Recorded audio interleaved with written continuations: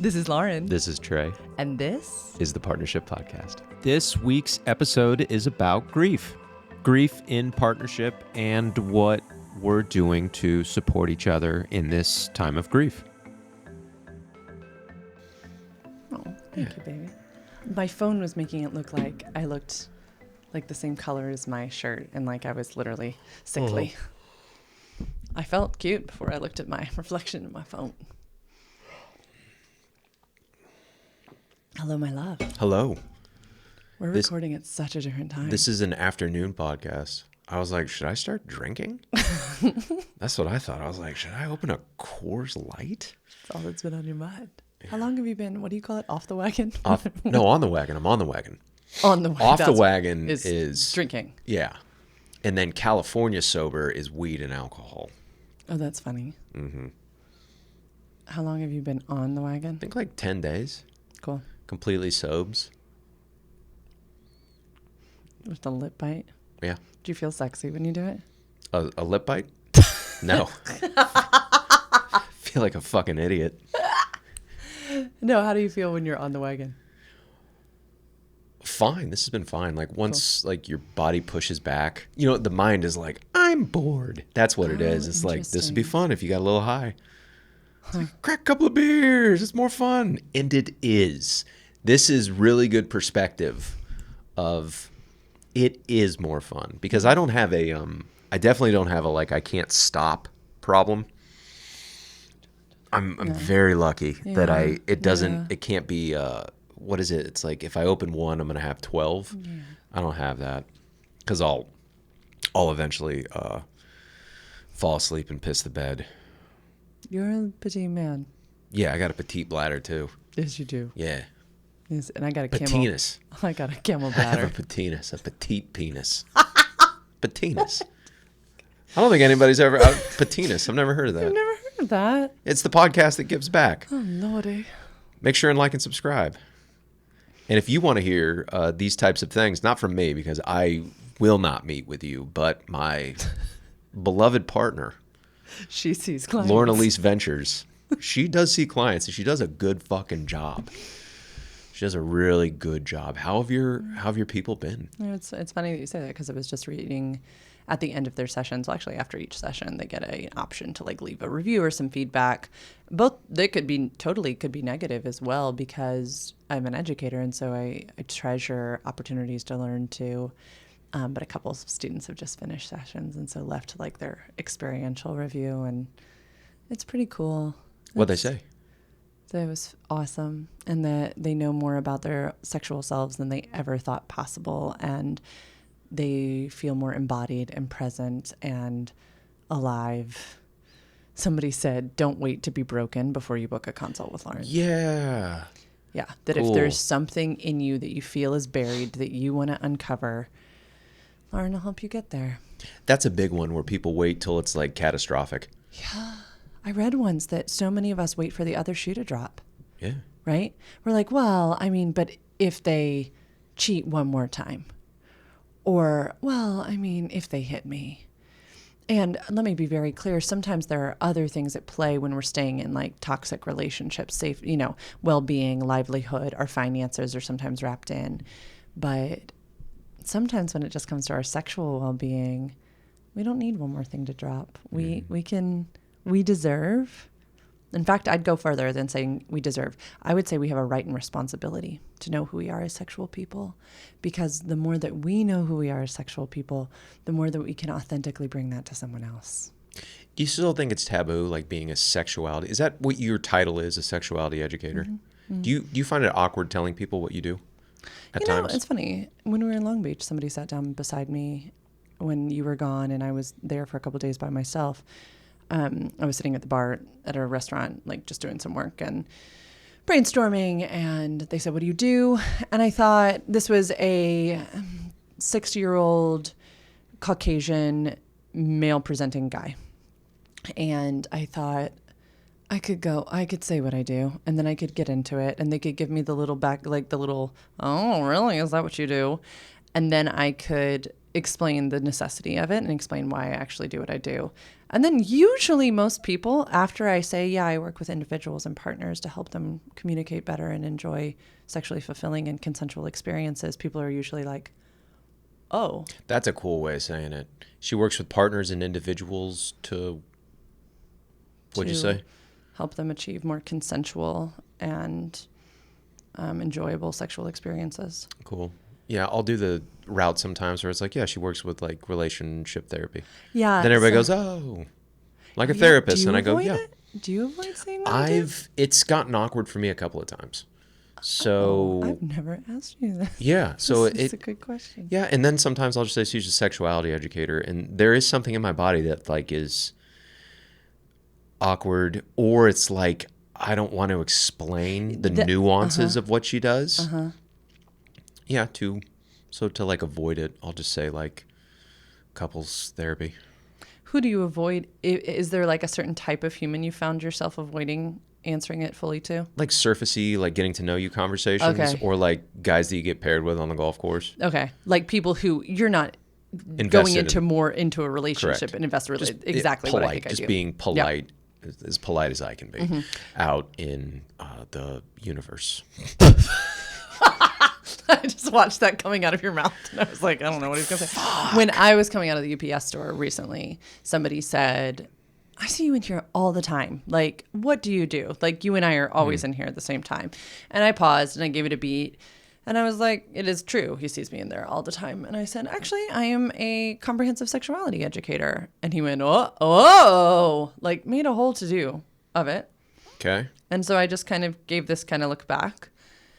And he said, oh, sorry, like, what does that mean? She caught me off guard. It's a good follow-up. And I said, I provide individual education to adults, individuals and partners who are looking to heal their sexual relationship or looking to communicate better sexually and looking to reconnect after a traumatic event, to restore to people what was rightfully theirs. So many humans did not get complete or accurate sexuality education in middle school and high school. And I don't think that's right. I think human beings deserve to flourish sexually, ethically, and in a values-aligned way. And by the end of this spiel, the man in the UPS parking lot was like, oh, I bet that's really needed. Good. And I said, yeah. Then usually what happens is people start to tell me about their shitty sex education. The next thing people usually do is this, and this is what the gentleman said. I grew up in Catholic school, and I knew where it was going. And he was like, we didn't get anything. And I said, And I said, I would love to stay here and talk longer, but I was literally needing to get to something that I was going to teach. I Job said, security, one of those babe. Students. Yeah. So it's funny.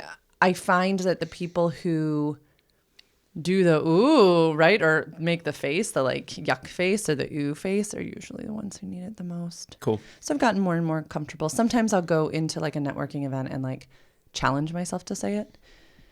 Smart. But like you. That's smart. If you're just trying to get through the day, or if it's like, I just want to move through. Yeah. Yeah. Sometimes I'll say I run a private education business or consulting business. Yeah. And then when people say what kind, I say health. I mean, I have a lot of like different things. I was at our local Indian restaurant on Monday, whatever today is. And somebody was asking me what I do. Are you a teacher or a student? Because it was obvious that I was like taking notes from a book that I'm working through again for some clients that I adore. And I said teacher. And they said, like, what kind? And I just said health, as my book, The Erotic Mind, was on the table. Good.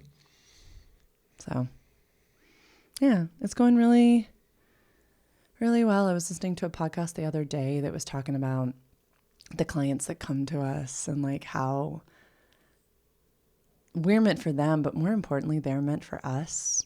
And that's really like, it's totally how I run my business. Like, it's not a hierarchical model, this model of like, I am all knowing and come to me. I will share my wizardly wisdom with you. It's very much, I have these tools.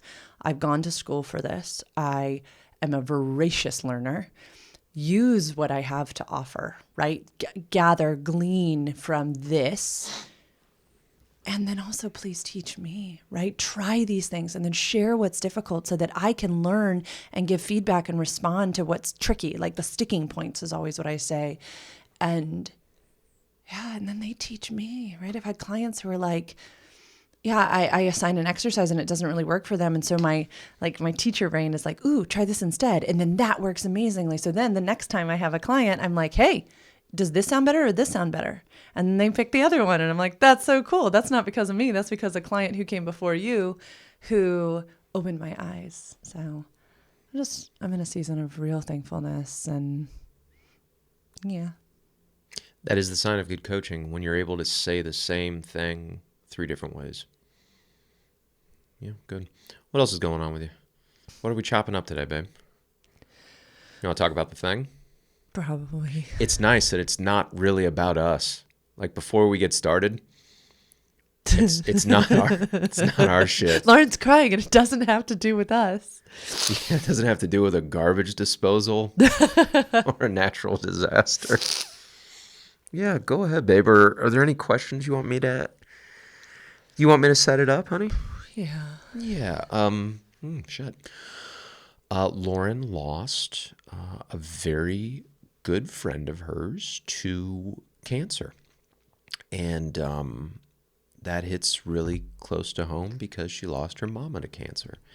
And her friend was battling... Started out as breast cancer, but it metastasized to kind of everywhere. Okay. So, How many years? 1920 was when it was diagnosed. So, Okay, so 3, almost 4 years. And it was a couple of days ago that you told me that you thought she was going to pass. The signs were there, and then hospice was with her, and she passed away. How old was she? Doesn't age become so relative? In her early 40s. She was early 40s? Yeah. Okay. How have you been dealing with your grief, babe? You know, it's so interesting. The reason that I was brought to tears, and we were talking about this earlier, is how grief feels like waves, like it feels like the ocean. Yeah. And like imagine you're like just bobbing in the ocean, and the waves are coming, and you're there, and you can't stop the waves. It's going to be calm sometimes, and then it's going to be really rough for a little bit. Then it's going to be calm and really rough, and you're just kind of floating in the ocean. So and you're allowed to feel that way. yeah. Yeah, and you're allowed to let it come and hit you, and then it's calm, and then you go about your day, or you fill your day with tasks, and then say when you're done with tasks, and then another set comes in and hits you. Yeah. I'll shut up. How are you doing, babe? It's such a beautiful analogy. It's very helpful. When I started Sex Ed for You, this friend was an integral part of the brainstorming, the belief in me, copy editing the website. Literally, I typed the phrase 15-minute consult like a million times today, and this friend is the one who really wanted me to put a hyphen between 15 and minute. So every time I type 15-minute consult, I think of her. And it's just so funny. It's like this little cute way of her like laughing at me, and I'm like putting up into action this whole welcome series of emails. Did she tease you a bunch? She didn't tease me. She was well, okay, yes. I mean, I guess I've already mentioned that. It's so weird to move into past tense. We don't have to. Right? Like, yeah. She is an Enneagram 3. Yeah. And so we shared a lot of those Enneagram 3 moments of like, I don't like to feel my feelings, and she didn't either. So in that way, pertains to this. Yesterday is a client day for me. Wednesdays are always client day for me. And I woke up to the information that she had left this human body, and looked at my calendar. And since Sex Ed for You started in February of 2022, I have had clients on Wednesdays. It is my most popular client day. For the first time in the history of Sex Ed for You, I did not have Wednesday clients. And I literally felt her like, ha ha. You didn't book it out. It just didn't happen. Nobody showed up on the calendar. Next Wednesday, slammed. Next Wednesday, slammed. Got it. It's like people who my usual Wednesdays couldn't do this week, or people had graduated out of their sessions. Clients leave my care because I believe that humans can be interdependent. And so it just so happened. Yeah, people moved to today. People moved to next week. And so I was just like, oh my God. Like, I can't, an Enneagram 3's tendency, for anyone who's curious what I'm meaning by that, I would love to pour myself into work. When Trey was earlier being like, I'm bored. You know what sounds fun? Like getting high or drinking so I don't have to work. That never comes into my mind. I'm like, ooh, what can I do? And I love losing myself, channeling grief into work. That can be fine. It can be fine, but it keeps me from feeling what I actually need to feel. And I think leads to unhealth in my body. I can't speak for anyone else, but for me, it's not good. It comes out sideways later. Like it does. So she's laughing at you from the afterlife because you have to feel your feels. It's like, no, you don't get to hide. You got to feel your feels. Yes. And this human is the one who taught me about human design. Okay. So all the projector Wait, generators. she's the human design founder in this house? Yes. She is the Holy reason shit. we talk about this projector stuff and the generator stuff. So I'm also dying, and introduced me to so many of the healing modalities I used. So I literally felt her presence being like, so you're going to use it? Like, you going to take care of this vessel? Or are you just going to use all the old patterns?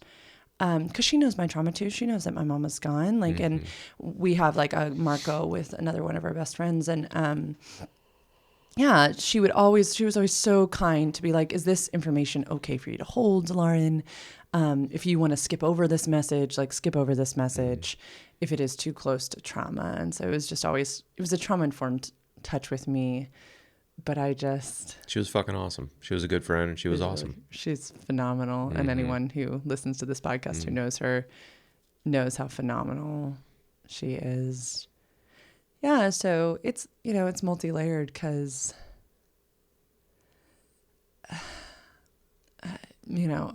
a lot of people will be like, triggers aren't trauma. Yeah, I hear it. But there's also sayings like the body keeps the score, right? So things that are familiar to us of our own traumatic experiences in the past, they just have more of they feel like a reverberation. I keep feeling this like reverberation from like, it's like this thing happened, but it's about more than the death of this friend. It's about also the death of my mother. But what has been amazingly healing about this experience is that when my mother died when I was 21, I was deeply entrenched in religious fundamentalism. I had none of the tools that I have today. And there was a ton of what's called spiritual bypassing going on, a ton of praying for miracles until the moment she died, a ton of, like, to the point that I wondered if she was going to be like raised from the dead, because I was like convinced.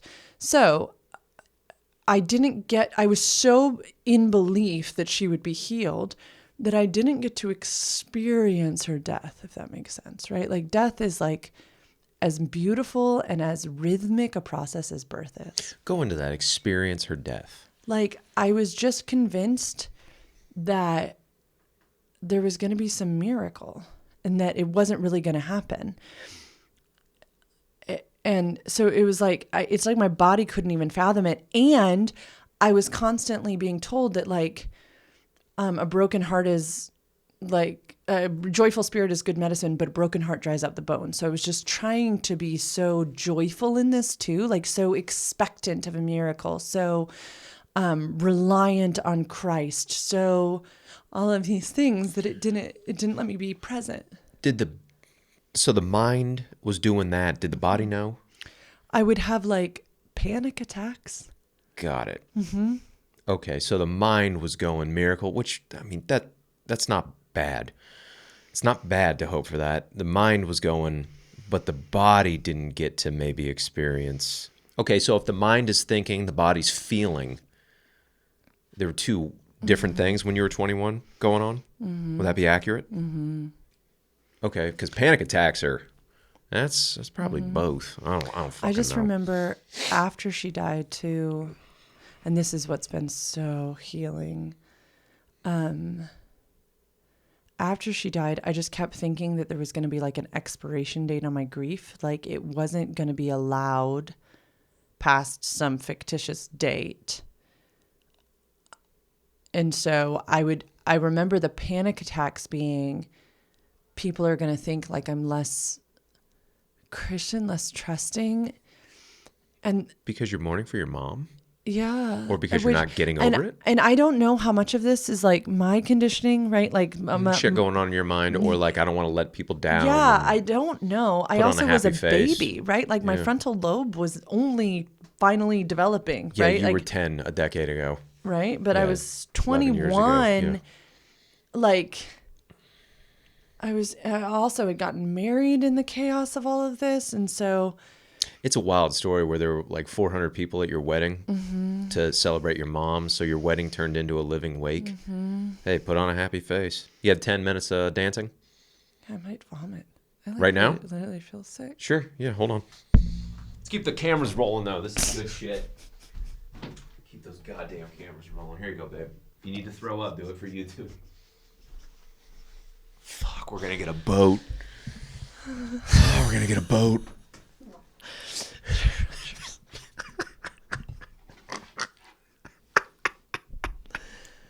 Right? Okay, but this is what's so healing about this time is that I can be like, what the actual fuck?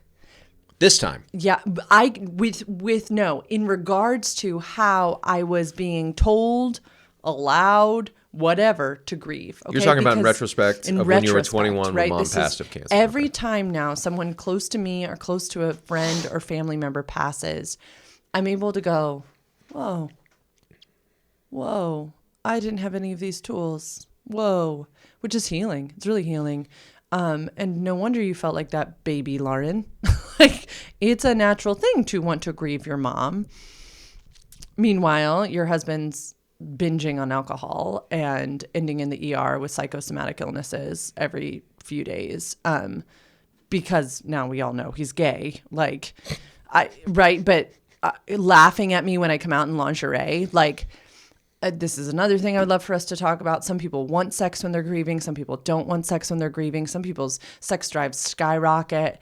I just wanted belonging and intimacy, and so wanted sex so badly. And I would get like laughed at for wanting that, or told like, what is wrong with you? Why would you want sex when your mom just died? It was so messed up. How is this time different? Yeah. So this time I'm in the bathtub yesterday because I had no clients. And I'm like, it's WWJD. I can say that. This person's name starts with a J. What would this J do? And I'm like, tell me to get in a freaking bath with Epsom salts and put on sound bowl music and see what reverberates through my body. So you weren't here. Thank God. I had the house kind of to myself to be my cuckoo self. But I found a healing sound bowl, like Apple Music thing that I put on repeat. It worked from the chakras. So it worked from root chakra all the way up to head chakra. I found myself like harmonizing with these sounds, and I would let these sounds out of my body, babe, and then they would just turn into a yell or a sob or a groan. It literally sounded like childbirth. And I was like, it felt so therapeutic. And I swear it must have reverberated through me and then into the water as well. Like it was like movement through me. And we talk about how the body, when it's gone through something traumatizing, freezes. And so the way it needs to release those things is through movement. It needs to shake. And yeah, so I'd be sobbing and then laughing hysterically, thinking that this friend, Jay, is like, they're just like, yes. Well done. yes, doing such a good job. And then, so this is another human design reference that this friend introduced me to. My solar plexus, so the thing on our bodies that feels basically like all of our emotions, our solar plexus, mine is completely undefined. I have no groundedness, no definition to my solar plexus, which can be beautiful because I can feel everybody's emotions. It's so lovely. It can also be exhausting. It's fucking exhausting. And I'm over my vomiting. I'm going to put that down. I know. Maybe it'll come back. I'm back in my body. I'm not talking about the horrible past. Okay. And what I have a tendency to do, and I think I told you this early in the week, is feel everybody else's emotions, not my own. And so I told you early in the week, and especially yesterday, I am not going to text everybody. And that might be selfish, might be all the things. I know people are finding out. Nope, not going to do it. No, that's not selfish at all. That doesn't have to be your job. And nobody said, hey, can you text everybody? No, nobody reached out. I actually think, and it's funny, right? Because I was also I am such a witchy lady these days. I was about to say, which now I'm going to say, that I had just watched a tarot card reading for the full moon for Libras, me, okay? And one of the things that was pulled was resist the urge to gossip right now. Like just resist that urge. Cool. And so I had that in the front of my mind too. And I thought, yeah, not only was that really harmful to me when my mom died, when people were finding out through the grapevine and then texting me, I think they were doing it out of kindness, but it felt gross. It felt like we were a family on display, and it felt disgusting, and I hated it more than anything in the world. So one, I was not going to be a part of any of that, but two, I didn't want to feel everybody else has a connection to the person who dies. I wanted to see if I could just sit in my own feelings of that. And so I didn't have my phone around me, wasn't doing that. I was just trying to feel my feelings, which one of the ways I can get to them is through like my sacral, which is so silly, through like my like sex organs, right? And I did not masturbate through this, though that does sound like something I would do. But those like groans in the song singing really did help. Yeah, so I think it was funny too, because I had told Holland, the employee, at one point, like, yay, because I don't have clients, I'll just do this, that, and the other thing. And she looked at me like, or not, your friend just died. But at one point I got in the car to I thought I was going to go work from a coffee shop. And it was hilarious because I drove to Starbucks, could barely get there because I was so zoned out. I didn't know where I was. Been there. And then got a coffee. And then was like, I don't want to be in public. Because one of the things about grief is you just want to punch everyone else you see because you're like, doesn't the whole world stop? So what did I do? Oh, I drove to the park with my sound bath bowl sounds. Tight. Just going.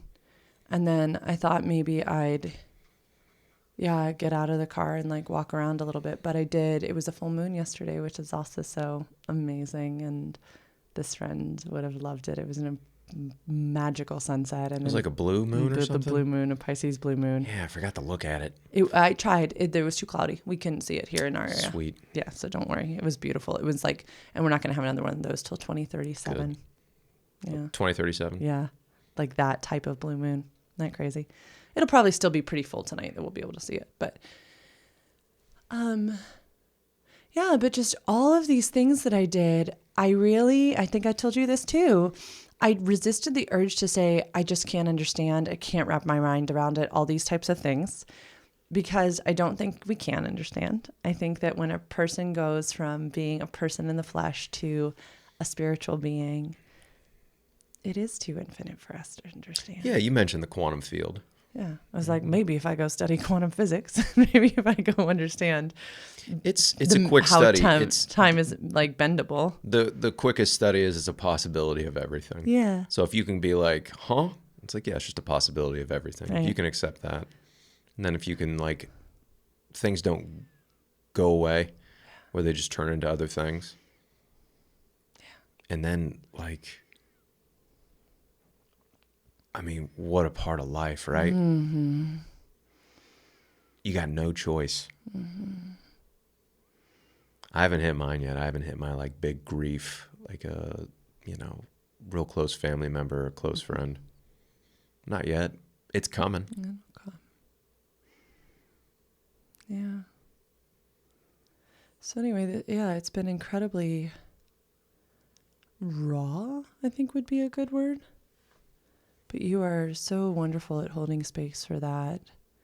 Yeah, and I'll throw some questions at you in just a second. But more than anything, it has been kind of magical to look at how my body is processing through this. I had a lot of laughter today. How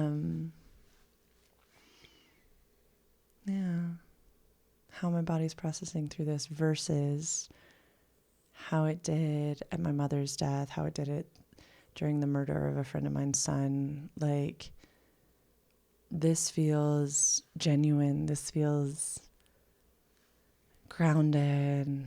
I've got boundaries right and left. Feels holy. It feels sacred. It feels as sacred as birth to me. And that's pretty cool.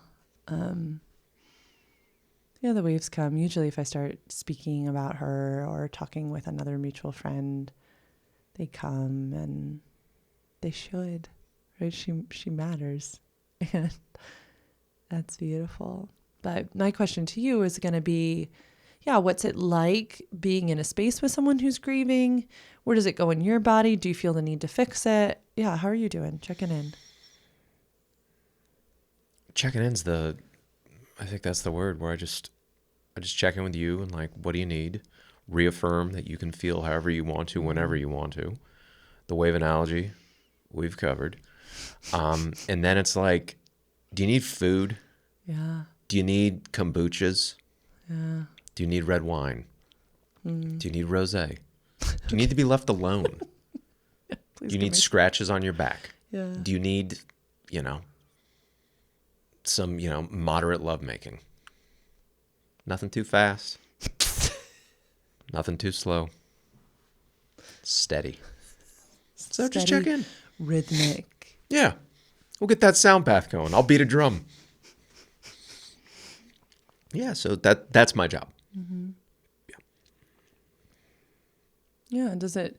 Oh, make the house available. Like, friends are coming in. That's my job. To, provide value. That's my job. It's your favorite. Run logistics, provide value.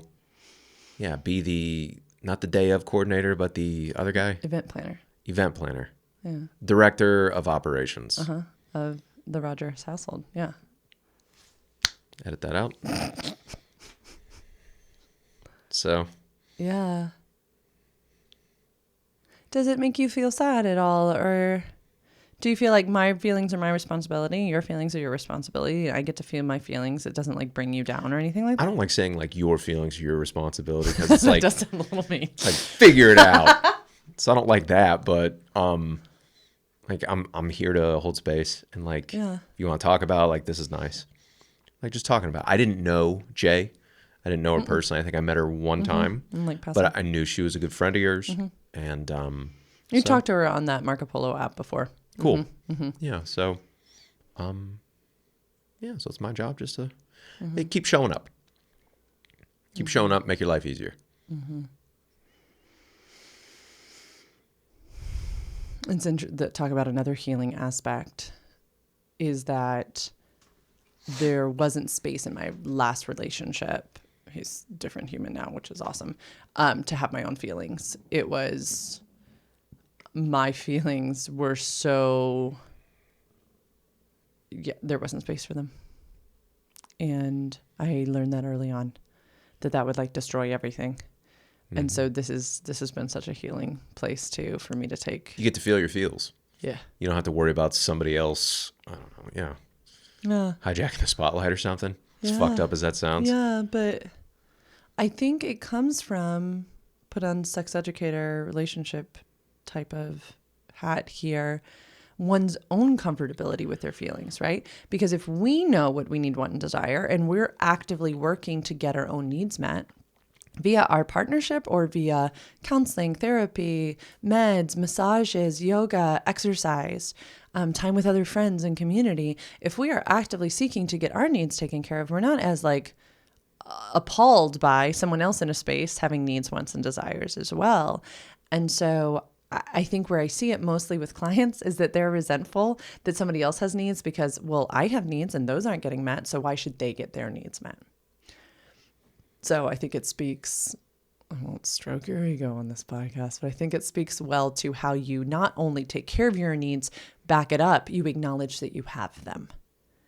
And that's just a human thing to do. I know it's not like, whoa, but I actually see it as like a fundamental problem. Why are you smiling? No, I wasn't smiling. You're like choking back. I swear to God, I wasn't smiling. Rewind the tape, watch Trey smile. It's like he's choking down something. He's like laughing. Yeah, we all have human needs. We're human beings, and someone not getting their needs met is not a reason for the other partner to not get their needs met. Like, well, if I'm miserable, you can't be like, you can't get fixed. I can't give you affection if I'm not. That's what the spiral usually turns into. So that's when I say responsibility, I just mean it is my responsibility to notice what it is that I need and then ask for it. And sometimes that can be prompted by, hey babe, is there anything you need? And then I can go, zoom. Like, is there? Yeah. And then also, like, I need to be left alone right now, or I need you to get out of here for a couple hours. That's a completely understandable, rational need. Or it's like, I need to go check into a hotel. Go. Can we speak really vulnerably for a second? Sure. This morning, you initiated sex, and I had just been crying on the other side of the bed. Yeah. And I, just in my body didn't feel like I could rally in that moment. That was for you, babe. That wasn't for me. That poke was a I give back poke. That was like, for the people, a poke for the people. Literally in my mind is like, does she need a little dick to take her mind off of this? That's what that was for. That wasn't for me, honey. It was a selfless. I have a basement. That wasn't for me. No, yeah, that was for you, honey. And then like when you were not feeling it, then it was time to get you a cup of coffee.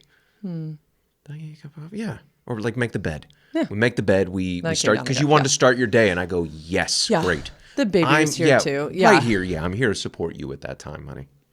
Yeah. But thank you for that. And I, hinted at this earlier, but I'd have to be kind of a real motherfucker if you're grieving and then I'm disappointed that you're not giving me like sleepy side sex right when we wake up in the morning. I'd have to be quite the motherfucker. True? True or yes? Call you yes or true? QMF. Quite the motherfucker? It's funny. Yeah, I think it would be. Sorry. I'm like. It's true. Yeah, I was considering it. Yeah. Honey, you can turn down sex all you want. Oh, no. I'm just going to do more push-ups and more pull-ups. Jawline's getting tight right now.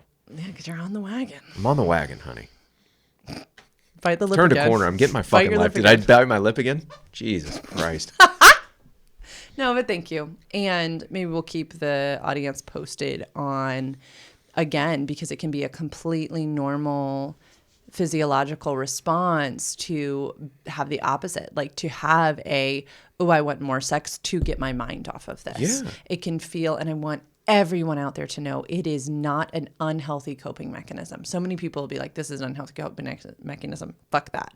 When we engage with another human body consensually in a grievous time, and especially if we are able to orgasm is a spasmodic response of the body, and it helps heal trauma and release trauma from the body, stored trauma, all this kind of stuff. So if somebody's like, why do I want to fantasize like my friend just died, my parent died, my whatever, do it. If your body is calling for it, do it. Yes, then journal, go to therapy, get outside, touch the ground, love on your kids, and, go get ice cream. But if your body, do not do the Play-Doh thing of like pleasure is bad and the body is bad. No, bodies are good. They have such interesting responses. And I wouldn't be shocked if like tomorrow or Saturday, my body wanted, something sexy. There's nothing wrong with us. We will so often, this is a whole nother thing we could talk about. We'll so often be like, her husband died only like 3 months ago, and I heard she's dating already. Right. And it's like, fine. Right? It's fine. I saw these two women sitting at a Chick-fil-A and shame this young lady walking by dressed in something that they didn't approve of for whatever reason. Right. I saw both of them do it. And then we made eye contact. I made eye contact with the two. It's fine. Let people do whatever they Yeah. want to do. Yeah. And yeah, I think you're saying like do it in a healthy way. If you want to go have sex, like as a form of coping for grieving, do it in a healthy way. You don't need to go get blackout drunk and Yes. find some fucking loser, man or woman, Right. because loser is genderless in this house. Well said. We can close it there. But yes, if you get horny when you're grieving, Yeah. get the horns. Do it consensually. Like, I don't know, like strengthen your masturbatory practice. Cool. That's a great way. Just don't feel bad if you're like, why would I want sex at a time like this? That is usually what I hear people say. Okay. There's no. And then if you don't want sex, if you reject your beautiful husband in bed with you one morning, you're also okay. Yeah. Thanks for asking about this, babe. I didn't know we'd talk about this today, and it means a lot to me. Yeah, you're welcome, honey. Okay. Love you lots. Love you. Okay. Goodbye. Oh, yeah, do your thing. Oh, my Goodbye. You want me to do it for you? Yeah, you do it. Can you remember all the things I say at the end? Friends. This is not a how-to podcast. This is a how we podcast. If you want more information, go to Instagram and the website, sexedforyou.com. And if you don't want more information, good. Please like and subscribe. And if you want to book a free 15-minute consult with her, not me, I will not speak to you. Please, I don't even read comments. Please go back to that Sex Ed for You, and then you can follow her. I think I already said this on Instagram. What's the website? You're doing a really good job. Sexedforyou.com / consult. Free consult. Free consult. Yeah. Good job. And these things that we've said today are our opinions and only our opinions. Were your hands Yeah, it made my sweaty? hands sweat. I didn't You like did that such at all. a good job. I didn't like that at all. It's such a good job. Our opinions, only our opinions. Grief is a individual process. Thanks for asking me about it. But please, there are lots of books I recommend on grief because I have walked through it so many times. So if you want more resources on grief, especially with inside a partnership and supporting one another in partnership in their grieving, let me know. I would love to talk to you about that, or you and your partner about that as you navigate it in this life, in this universe. Is that what you said earlier?